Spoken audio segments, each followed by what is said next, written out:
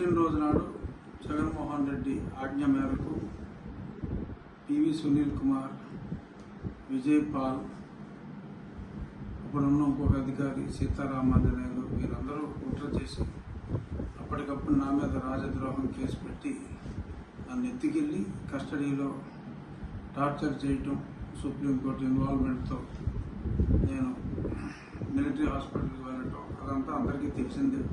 నన్ను చంపాలని చూడటం, ఆ గుంటూరు హాస్పిటల్ సూపరింటెండెంట్ దొంగ రిపోర్ట్లు ఇవ్వటం, దాన్ని మిలిటరీ హాస్పిటల్ హైకోర్టు న్యాయమూర్తి పర్యవేక్షణలో, ఇప్పుడు రిజిస్ట్రార్ జనరల్ తర్వాత న్యాయమూర్తి అయ్యారు, వారి పర్యవేక్షణలో జరిగిన రిపోర్ట్స్లో ఏం చెప్పారు ఇవన్నీ కూడా పెట్టి నన్ను ఏ విధంగా హింసించింది, వీరి మీద ప్రేరేపించిన ముఖ్యమంత్రి మీద వీరందరి మీద చర్యలు తీసుకోవాలి, కేసు బుక్ చేయాలని చెప్పి ఈరోజు నేను గుంటూరు ఎస్పీ గారికి కంప్లైంట్ ఇవ్వటం జరిగింది.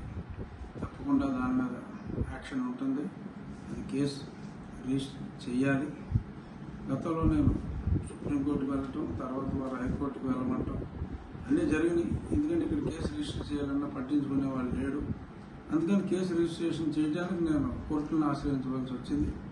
ఇప్పుడు డైరెక్ట్గానే లా అండ్ ఆర్డర్ ధర్మం 4 పాదాలు నడుస్తుంది కాబట్టి ఇప్పుడు చంద్రబాబు నాయుడు గారి పరిపాలనలో నాకు న్యాయం చేయండి, అక్రమంగా నన్ను కస్టడీలో హింసించిన వాళ్ళని న్యాయపరంగా శిక్షించాలి అని చెప్పి నేను కంప్లైంట్ ఇవ్వడం జరిగింది.